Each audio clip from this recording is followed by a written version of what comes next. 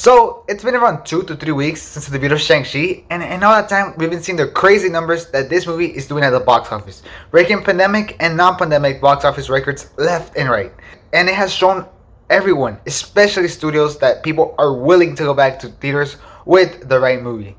In this case, the right movie being Shang Chi. But what does the right movie mean? Or in other words, what makes that right movie that will make people go back to theaters to go see it during a pandemic? Well, I have broken down and analyzed the hits of the pandemic, and especially Shang-Chi, which is the most recent and the biggest example of a hit during the pandemic. So that in this video, I can tell you what a movie needs to call audiences to theaters and be a box office hit. There's a lot of different variables, from the way that the movie's released to what audiences the movie appeals to and all that type of stuff. So I'm definitely going to be covering all of that in this video, so that way you can know what a movie needs to be a box office hit.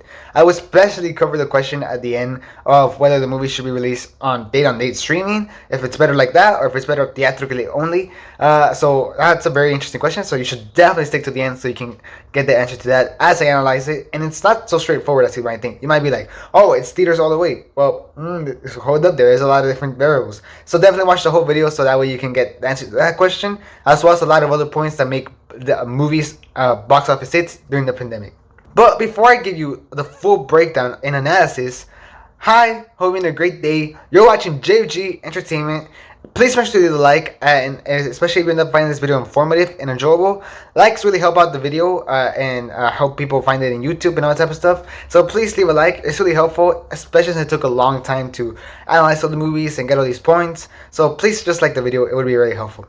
Also, subscribe so you can get more analysis videos like this and other coverage on upcoming movies, especially from the MCU. But there's going to be a lot of other movies, so just subscribe. I'm definitely be covering a lot of them, as well as shows. So also, if you're a show fan, also subscribe for that.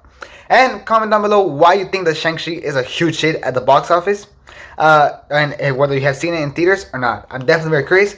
So definitely go ahead and comment down below. Okay, now let's get started.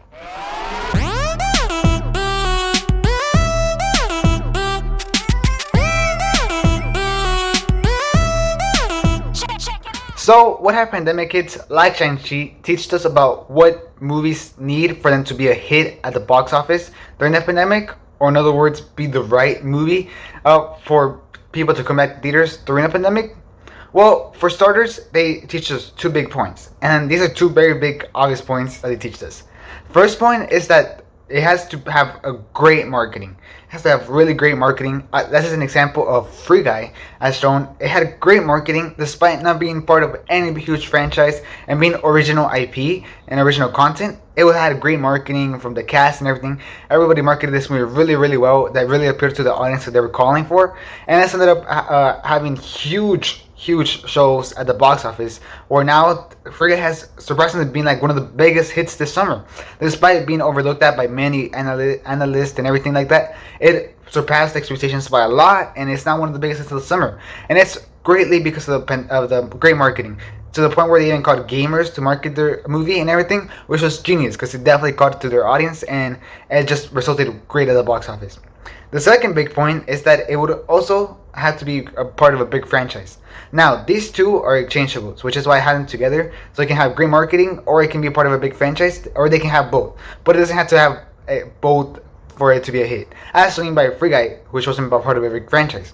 However, if it's part of a big franchise, you will have bigger box office numbers, as seen by Shang-Chi and F9, which had huge numbers, and so same thing for Black Widow. So being part of a big franchise definitely will help in your favor to get bigger box office numbers. So if there's any big movie there that's part of a big franchise, then that's great.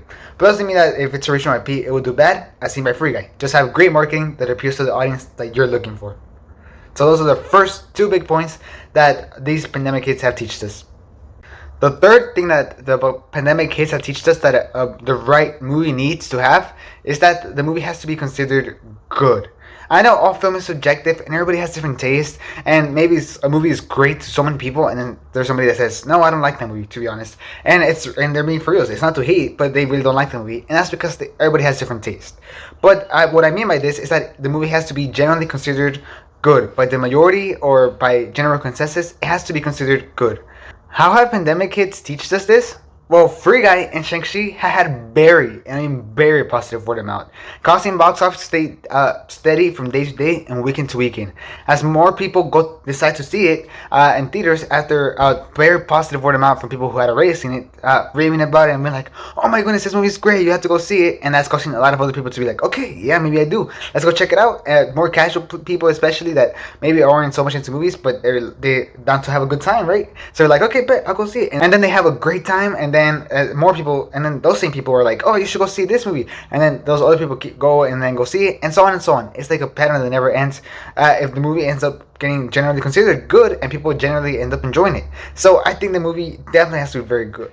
Definitely has to be considered good for it to be a box office hit. Because if it's bad, then the word of mouth is very easily going to kill the movie. Both Free Guy and Shang-Chi had medium debuts for the type of movie on the first day that they debuted, but the box office picked up super fast after everyone started talking about how good this movie is and giving positive word of mouth, causing a spike in the box office numbers that not even estimates could have guessed. Their highest estimates were going super low for what it would have now seemed after Shang-Chi's box office. For example, the estimates for Shang-Chi were something around at its absolute highest, 60 million. And guess what Shang-Chi ended up making? It ended up making like 95 million, which is just crazy. So that just goes to show you that great positive word of mouth definitely influences the box office of a movie. Even after it's not so big debut, word of mouth is a big factor into the box office, especially now that it's in a pandemic and people aren't willing to risk their lives knowing that maybe the movie's bad and I won't really enjoy it. They're like, why would I go risk my life over that? But if they're like, this movie's so good, you have to go see it, it's such a fun time, then people will be like, oh yeah, bet I'll go have a fun time. So that definitely helps. Like I mentioned earlier, this also allows for great holds weekend to weekend from having really low drops, especially during this pandemic era where most movies drop between 60% to some even dropping over 70%, which is crazy. That is massive drops. And Free Guy proved this by only dropping 34%, making for an amazing second weekend drop, or then a second weekend hold, being the smallest second weekend drop during the pandemic, which is crazy. It was also super low for just regular times. So the fact that it was able to hold this much whenever most movies are dropping 70% is massive. And Shang-Chi only dropped 53%, which is also amazing, especially for the massive opening weekend that it had, breaking another pandemic record from dropping the lowest with this big amount of money. So that's another crazy thing. So great word of mouth is clearly essential and key to have a box office hit during the pandemic. Even Joker's benefited from people saying it was fun. It didn't have the best word of mouth. People saying it was the best movie of the year. No. But people were saying it was really fun. And this clearly reflected on the box office, having another great holds and overall a great box office, making for another box office hit during the pandemic. So clearly, a movie has to have great word of mouth to be a box office hit. If it doesn't have great word of mouth, the movie's doomed in the box office. The fourth point is that the right movie has to have a lot of appeal. This means everyone should want to see this movie. An example of a movie that did not do this summer was The Suicide Squad, which failed to appeal to a lot of different audiences. This was mainly because it just pushed a lot of audiences away. This includes in the inappropriate jokes, the gore, the brand, the marketing, all that type of stuff just pushed away a lot of different audiences. And the fans that did want to see this movie mainly watched it on HBO Max, causing this movie to be a huge flop at the box office. However, movies like Shang-Chi, Free Guy, Black Widow, Jungle Cruise, A Quiet Place 2, and more appeal to a lot of different audiences, and especially mainstream audiences, causing them to be big hits at the box office. But why do they appeal to mainstream audiences? Well, first, they're either PG or PG-13, which causes a huge appeal for mainstream audiences as it gives the ability to be seen in families, which makes up a huge part of the box office. And especially these type of movies which appeal to all parts of families, including the kids, the couples, or just adults that want to have some fun time in movies. So it appeals to all of them without taking out a certain fraction of them. For example, some kids movies take a lot of adults out of the equation, so it ends up being smaller than actual blockbusters like Marvel movies and stuff like that, just because adults aren't interested in it. Meanwhile, horror movies take out a lot of kids out of the equation just because kids usually don't gravitate towards horror movies. So that's what I mean. But these type of movies, no, they appeal to all different types of audiences, no matter if they're kids, adults, couples, no matter what, it appeals to all audiences, giving it a great chance for a lot of people to be able to see these movies. Which is why Shang-Chi, Free Guy, Jungle Cruise, F9, Black Widow, and more appealed to most, if not all, of these different audiences, and this caused them to be massive hits at the box office. So remember that that the movie has to appeal to all different audiences for it to be a big hit during the pandemic, as there's a shortage from each audience. Number 5. Though the huge determining factor to determine whether a movie is going to be a hit at the box office or not during the pandemic is going to be the way it's released. Whether that's simultaneously, date on date for free like on HBO Max, or date on date with Premiere Access where you have to pay an additional fee to see it, or just theatrical exclusives for like around 45 days for you just to go see it on theaters. So that got all experimented on this summer box office time, and we have to see a lot of different outcomes when it comes to date and date, streaming releases, or theatrical exclusive releases, and that type of stuff. Movies that came out this summer box office that were date and date include Black Widow, Cruella, Jungle Cruise, Space Jam 2, Boss Baby 2, and The Suicide Squad. There was others, but they were smaller scale, or I just don't remember them that much, so I'm not going to count them in this video. Movies that came out exclusively theatrically are F9, A Quiet Place 2, Free Guy, Snake Eyes, Old, and very recently, Shang Chi. So, if you were to sort out the movies that were big box office hits or movies that were flops, then you would see that there's both day-and-day release and theatrical exclusives that have big wins at the box office, as well as big flops at the box office. For example, exclusive theatricals include Snake Eyes, that was a huge flop at the box office, and Old, which was also a huge flop at the box office, and also theater exclusives. And meanwhile, on late date flops, we have movies like The Suicide Squad, which is a huge flop at the box office. So there seems to be no clear winner between which one's better to release, whether it's full theatrical or having a date release. So I analyzed further to see what made some movies hit and others flops, taking into consideration all 4 previous points that I mentioned in this video. And ultimately, I think I came up with a rough idea on deciding whether a movie should be released date on date or in theaters only, theatrical exclusive. So for starters, I see a pattern for family movies doing great on date and date releases. For example, Cruella did great on date and date release on premiering Disney Plus and on theaters at the same time, having a great box office and great weekend holds despite being available on Premiere Access and despite being in a really bad moment of the pandemic. So clearly Cruella was a box office hit, and then after that there's still Premiere Access money. I think that movie was overall a hit, and I think it was partly because of the date and date, especially since the pandemic was still pretty bad in that moment. Then, most recently, Jungle Cruise got released date and date as well with Premiere Access and theaters, and this movie also did incredibly well. The movie right now stands at $204 million at the box office, which is great. I think it's probably like top 5 movies of this year, which is great. That's really good for this movie, and it had a great holds weekend to weekend, like I said, with Cruella as well, despite being available on Premiere Access. We also know this movie did over $30 million opening weekend in Premiere Access, so I would expect this movie to have done around $70 to $100 million on Premiere Access by now, which is exactly why a sequel got greenlit, and which is exactly why I think this movie was a huge hit. Clearly, there's a lot of money coming in from Premiere Access as well as from the box office wise. So I think date and date releases for these type of movies work very well with Premiere Access. Notice how I specified Premiere Access. Why? Well, another movie with a similar demographic got released this summer, that being Space Jam 2, which had a simultaneous release on HBO Max and on theaters, and this movie ended up flopping super bad at theaters, having a massive drops weekend to weekend, and it overall just ended up doing terrible on theaters. So I think giving a movie for free on a streaming service is not helpful at all. This gets proven again later in the summer with The Suicide Squad, which also flopped terribly in theaters. Both of these movies actually did pretty good viewership on HBO Max. However, they did not deliver subscriber growth. Like, they delivered a little bit, but not the amount that they were hoping to deliver, which was the whole point of releasing these movies on HBO Max. So clearly, HBO Max's plan is not working, with the exception of one movie that got released earlier this year that has actually worked pretty well for HBO Max, and that being Godzilla vs. Kong. Despite being released earlier this year where the pandemic was way worse and getting released on simultaneous release with HBO Max, this movie actually did great on theaters. It did really, really well, while also still doing great viewerships on HBO Max.